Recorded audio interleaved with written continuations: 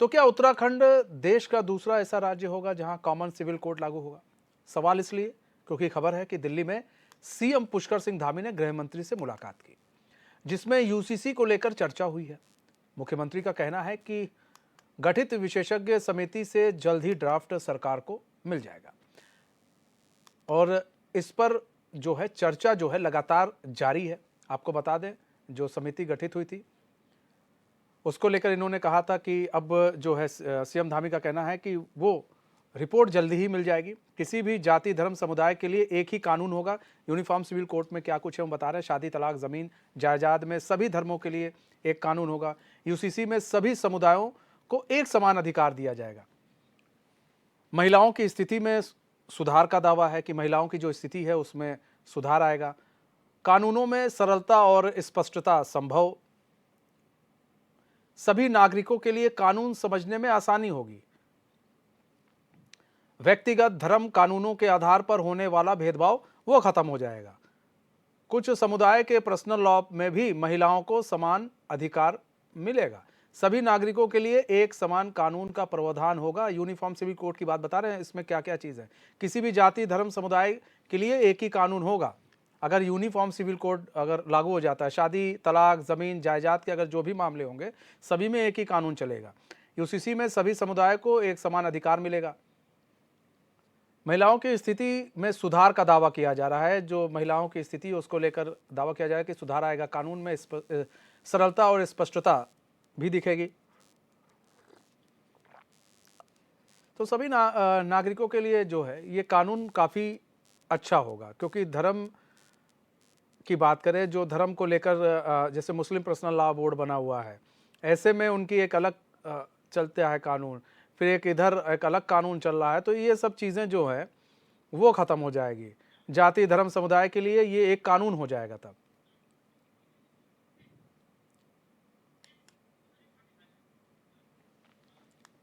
चलिए अब आपको रिपोर्ट भी हम दिखा देते हैं।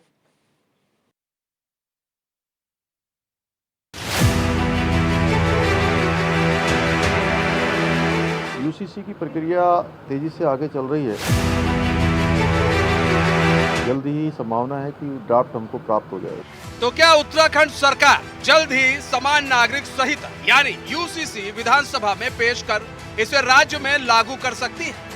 दिल्ली में गृह मंत्री अमित शाह और मुख्यमंत्री पुष्कर सिंह धामी की हुई मुलाकात के बाद यह माना जा रहा है कि ड्राफ्ट रिपोर्ट पर अब तेजी से काम शुरू कर दिया गया है।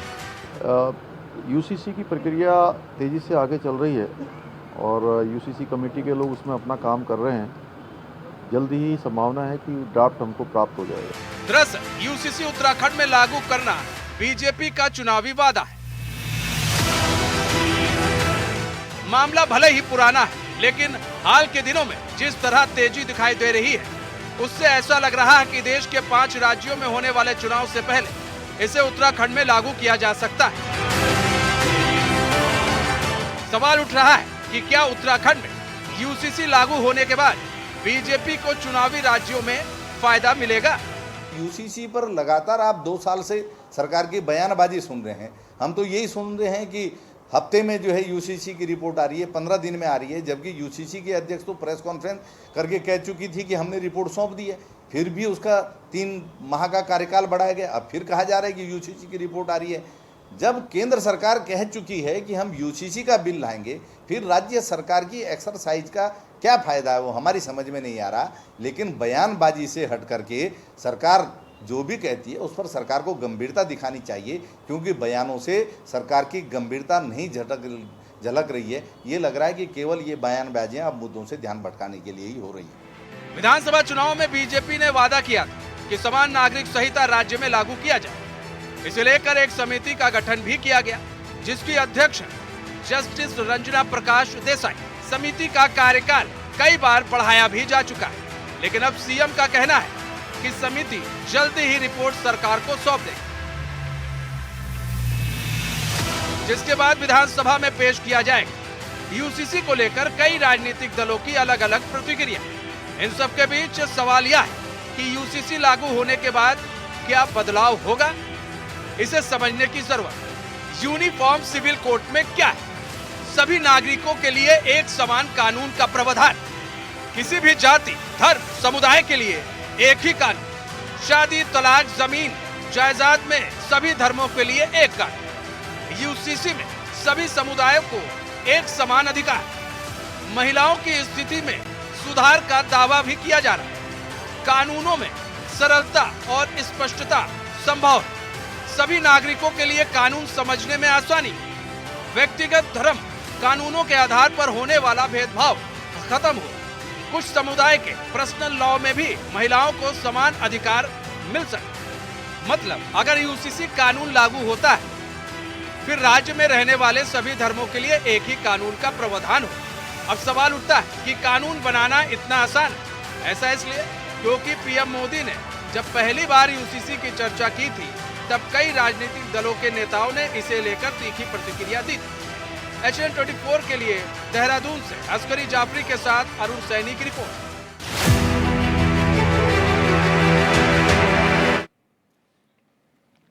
अस्करी जाफरी हमारे साथ, हमारे संवाददाता पूरी जानकारी के साथ लाइव जुड़ चुके हैं। अस्करी, यूसीसी पर एक बार फिर से जो है सियासत गर्मा गई है। अब फिर कहा जा रहा है कि भाई जल्दी ड्राफ्ट जो है 1 महीने के अंदर मिल जाएगा, लेकिन जो विपक्ष है वो कह रहा है, आप कह रहे थे कि पहले ड्राफ्ट मिल चुका है, आप कह रहे हैं अब ड्राफ्ट मिलेगा। इसमें भी जो है असमंजस बना हुआ है। अब दूसरी तरफ विपक्ष ये भी कह रहा है कि भैया केंद्र कह रहा है लागू करने के लिए, अब जब केंद्र कह रहा है तो फिर यहाँ पर एक्सरसाइज क्यों हो रही है? बिल्कुल मनीष, देखिए यूसीसी को लेकर लगातार तमाम जो विपक्षी दल के नेता हैं वो लगातार निशाना साधते रहे हैं, क्योंकि यूसीसी की जो गठित कमेटी है जिसमें विशेषज्ञ समिति के तमाम जो मेंबर्स हैं उनको जोड़ा गया है और पूर्व जो न्यायाधीश हैं जस्टिस रंजना देसाई, उनको भी इसमें शामिल किया गया है, वो इसकी अध्यक्षता कर रही हैं।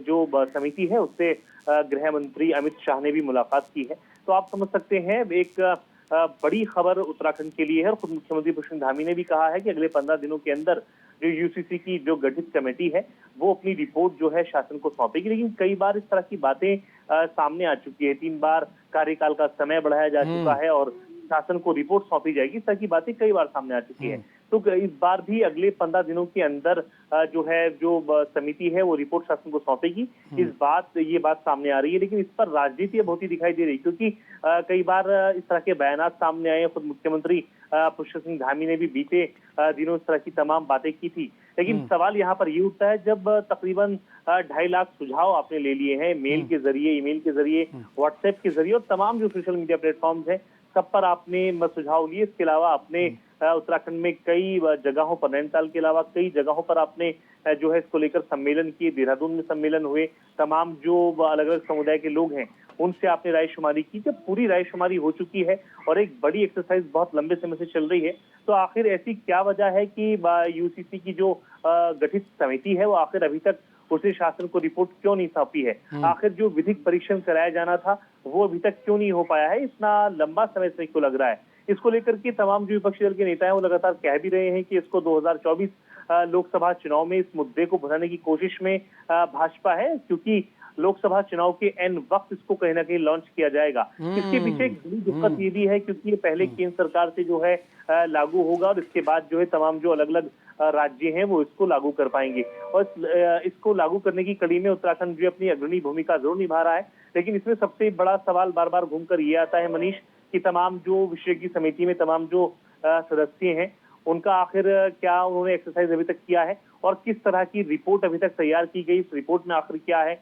वो अभी तक सार्वजनिक नहीं हुई है। क्योंकि लगातार कांग्रेस भी सवाल उठाती रही है कि आखिर इस रिपोर्ट में क्या है, वो सार्वजनिक किया जाना चाहिए, तमाम बिंदुओं पर बात की जानी चाहिए और आखिर इस पूरा जो ये मुद्दा है इसका क्या एजेंडा रहने वाला है, उस रिपोर्ट में क्या होगा जो शासन को सौंपी जाएगी। जो यूसीसी की जो कमेटी है उसने जो है पूरी रिपोर्ट तैयार की है और आखिर इतनी लेट लतीफी क्यों हो रही है, शासन को अभी तक सौंपी क्यों नहीं गई है रिपोर्ट? इस पर तमाम तरह के सवाल खड़े हो रहे हैं और सवाल खड़े होना लाजमी भी है, क्योंकि 3 बार कार्यकाल बढ़ जाता है यूसीसी का, उसके बाद कई वादे किए जाते हैं, अगले 15 दिन में हम लागू करेंगे, फिर दोबारा बयान आता है, फिर अगले 15 दिन में जो है हम जो रिपोर्ट है वो शासन के पास आएगी। तो कई तरह के बयान सामने आए हैं और हर बार जो है देखा जा रहा है कि कहीं ना कहीं इन तमाम बातों में सच्चाई नहीं है, क्योंकि एक बार आप कोई वादा करते हैं, उसके बाद दूसरी बार वादा करते हैं, उसके बाद तीसरी बार वादा करते हैं, तो कई बार वादा खिलाफी के रूप में इसको मुख्य विपक्षी दल भी देखता है।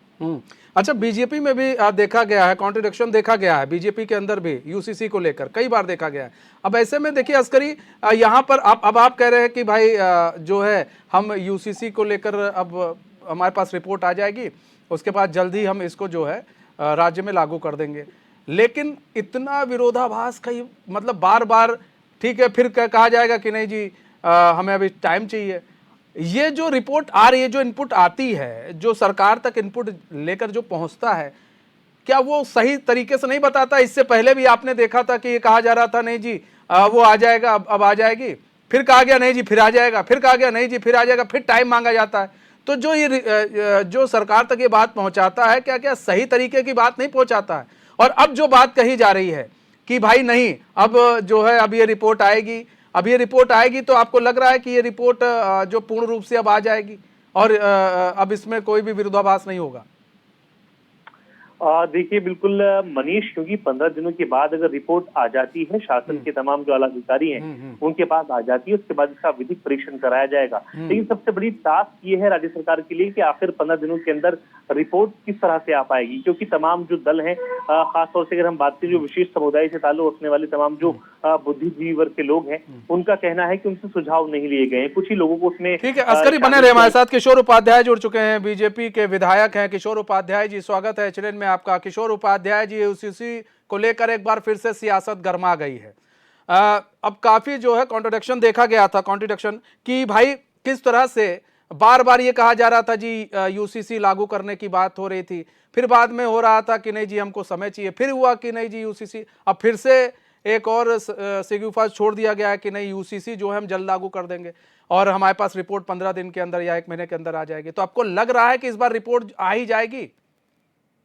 निश्चित रूप से आ जाएगी। और हमारी जो सरकार है, पुष्कर सिंह धामी जी की सरकार, हमारी सरकार कोई जल्दबाजी में कुछ भी काम नहीं करना चाहती है। उसमें एक सहमति बने, और अगर किसी को कोई इस पर ऐतराज है तो उसके बारे में बहुत लंबे समय से सुनवाई भी हो रही है। एक 3 सदस्यीय जो है वो समिति भी बनी है। उसने हर जगह जाकर के, दिल्ली से लेकर के और हर जिले में जाकर के उसमें सबके विचार भी लिए हैं। और उसके अलावा भी अगर किसी को कुछ कहना है तो भाई एक बार और कह लीजिए।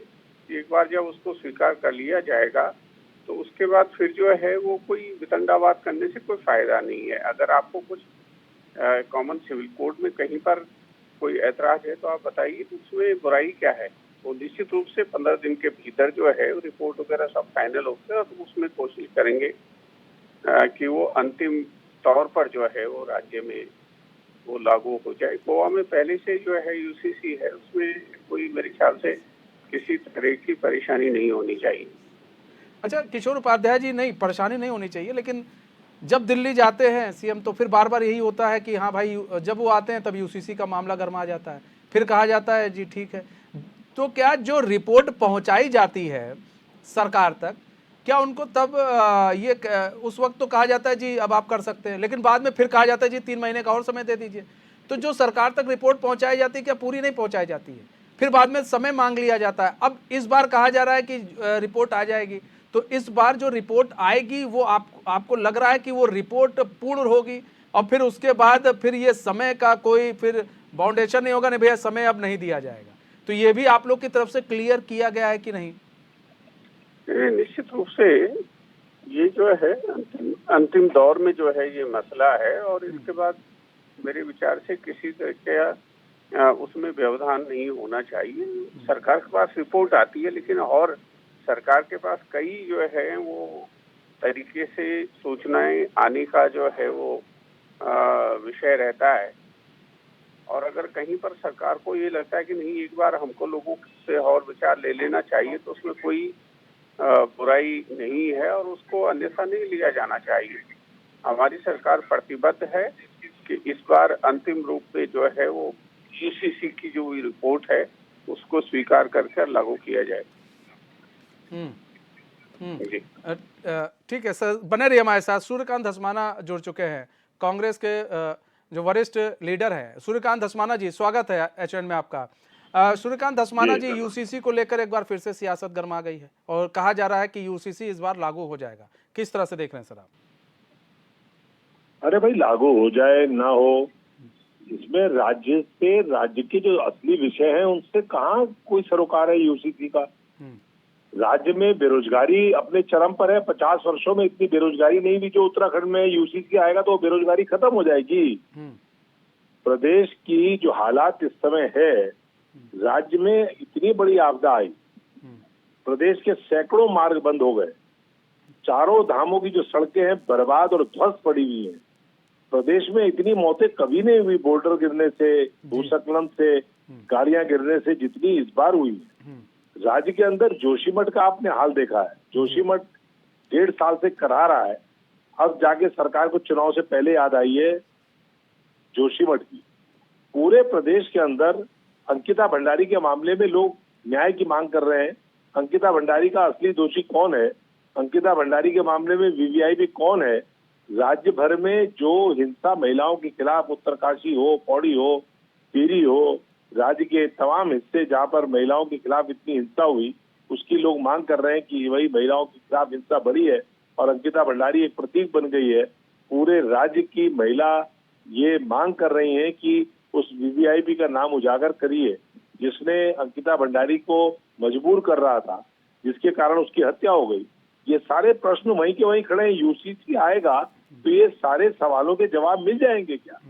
यूसीसी आ रहा है, यूसीसी बन रहा है, यूसीसी पे काम हो रहा है, 1 महीना अवधि बढ़ा दी, 3 महीना अवधि बढ़ा दी, आज आएगा कल आएगा। अरे भैया, कल का आता आज आ जावे। उसके आने से राज्य की सेहत में क्या अंतर पड़ने वाला, उसका क्या महत्व है राज्य में? राज्य के जो असली मुद्दे हैं, राज्य के जो असली विषय हैं, उन पर कोई काम नहीं हो रहा है। पूरे प्रदेश के अंदर आप देखिए खनन का क्या हाल है। पूरे के पूरे प्रदेश के अंदर अवैध खनन की स्थिति ये है कि कैग अपनी रिपोर्ट में कह रहा है कि 37,000 वाहन जो पंजीकृत नहीं है आरटीओ में, उनमें अवैध खनन का ढुलान हुआ है और उसमें बहुत बड़ी मात्रा में वो अवैध खनन सरकारी कामों में इस्तेमाल हुआ है। अरबों खरबों रुपए का सरकार को नुकसान हो गया है। राज्य के अंदर आप देखिए, आम आदमी उसका मकान बनाना 2 कमरे का मकान नहीं खड़ा कर सकता। इतना महंगा गारा हो गया, इतना महंगी बजरी हो गई, इतना महंगा कंक्रीट हो गया, इतना महंगा सीमेंट हो गया, सरिया महंगा हो गया, ईंट महंगी हो गई, उसका मकान बनाना मुश्किल है। लेकिन अवैध खनन जो है पूरे प्रदेश के अंदर चल रहा है। अपनी रिपोर्ट में जो ब्रिज सिक्योरिटी, जो सुरक्षा के मामले में जो मानक है, उसमें 80 से ज्यादा ऐसे पुल हैं राज्य भर में जो गिरने वाले हो रखे हैं। आपने देखा मालन में, कोटद्वार में कितना बड़ा पुल जो है वो धराशायी हो गया। जो बचा कुचा था वो अगले जो पहले बरसात आई बाद में उसमें बह गया। पूरे प्रदेश के अंदर वो सारा क्षेत्र जो हल्दुखाता का है और पूरा वो क्षेत्र कटा हुआ है, वहां पर जो है आने जाने का साधन खत्म है, कोई चिंता नहीं है।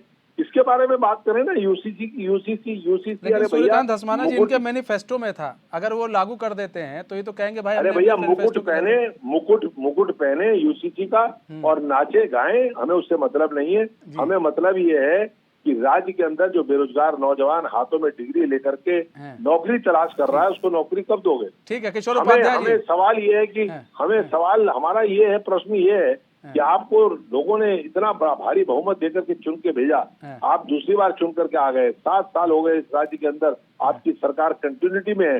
पूरे प्रदेश के अंदर बेरोजगार नौजवान, ठीक है सर, जवाब भी ले लेते हैं सर। इतना बड़ा हो गया, उस भर्ती घोटाले के बारे में कोई बात नहीं हो रही। किशोर उपाध्याय जवाब दे दीजिए सर। हाकिम सिंह है, हाकम का नहीं पता लग रहा है कि वो हाकम का है। यूसीसी लाकर क्या करेंगे सर? यहाँ पर तो बेरोजगारी और तमाम तरह की, सूर्यकांत धस्माना जी ने कमियां गिनाई हैं, उन कमियों को पहले दूर करना चाहिए।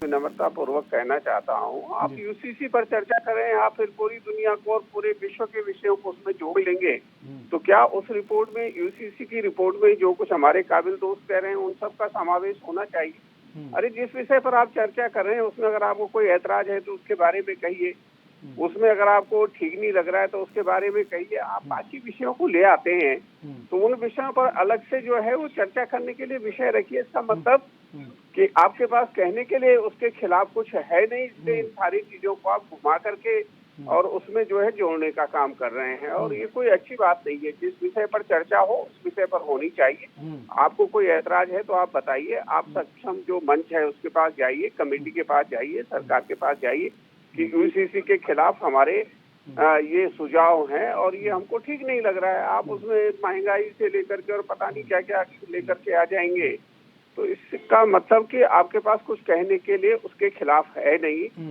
मैं स्पष्ट रूप से ये कहना चाहता हूँ, ये हमारे बड़े काबिल दोस्त हैं, लेकिन रास्ता भटक गए हैं और अपना मेरे ख्याल से इनको थोड़ा सा दृष्टि दोष भी लग रहा है मुझे, क्योंकि अलग विषयों को सामने ला करके रख रहे हैं।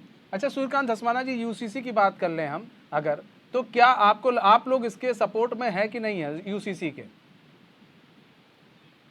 ये हमारे बड़े भाई हैं, हमारे परम मित्र भी हैं जी और इस राज्य के बहुत वरिष्ठ नेता हैं। हमारे साथी, लंबे समय तक हमने उनके साथ काम किया है, उनकी मैं मजबूरी जान रहा हूँ, लेकिन यूसीसी का कोई औचित्य क्या है? मैं यही तो सवाल कर रहा हूँ कि इस राज्य में जिन विषयों पे चर्चा होनी चाहिए उस पर ना लॉ मेकर उस पर चर्चा कर रहे हैं, ना कोई राज्य का राजनेता इस पर चर्चा कर रहा है। भैया, इस प्रदेश के अंदर यूसीसी का औचित्य बता दीजिए कि यूसीसी ला करके आप ये कद्दू में तीर मारेंगे।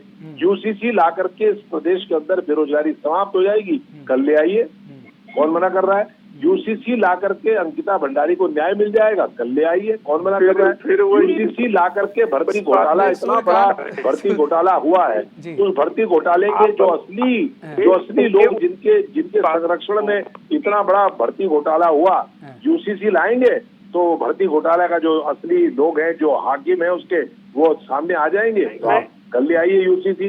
अन्यथा आप मुझे ये बताइए, राज्य के अंदर यूसीसी जैसे एक अनप्रोडक्टिव इशू पर अगर हम लोग चर्चा करेंगे, मैं समझता हूँ कि राज्य का बेरोजगार नौजवान, राज्य की महिला शक्ति, राज्य के तमाम वो लोग जो इस राज्य के असली मुद्दों पर, असली विषयों पर बात सुनना चाहते हैं राजनेताओं की, वो लोग निराश होंगे। किशोर भाई हमारे बड़े भाई भी हैं, हमारे नेता भी हैं, प्रदेश के नेता हैं, तो उनकी बात को मैं किसी तरह से उनका खंडन नहीं कर रहा हूँ, लेकिन उन्होंने ठीक कहा कि धस्माना जी जो है यूसीसी की जगह पता नहीं कौन सी, अगर मैं यही तो कह रहा हूँ कि भारतीय जनता पार्टी के लिए महंगाई, बेरोजगारी, महिलाओं के साथ हिंसा, अंकिता भंडारी, भर्ती घोटाला, ये इनके लिए सब कोई इशू ही नहीं है। इनके पास इशू है तो केवल मजारों का इशू है, ये जिहाद, लैंड जिहाद, लव जिहाद, यूसीसी, इसके अलावा कोई इशू ही नहीं है। और आप जमीन में जाकर के देखिए, अगर जनता के पास अगर ये मुद्दे हैं तो आप इन पे चर्चा करिए, हम खूब चर्चा कर लेंगे इन पे। ठीक है सर, बहुत बहुत धन्यवाद किशोर उपाध्याय जी, सूर्यकांत धस्माना जी। सर समय कम है, बहुत बहुत धन्यवाद हमारे साथ जुड़ने के लिए और अपना बहुमूल्य समय में देने के लिए। बहुत बहुत धन्यवाद अस्करी, हमारे साथ जुड़ने के लिए और तमाम जानकारी देने के लिए। तो हमारे इस खास पेशकश बस इतना ही। अब मुझे दीजिए इजाजत, तो खबरों के साथ बने रहने के लिए देखते रहिए चैनल न्यूज़। नमस्कार।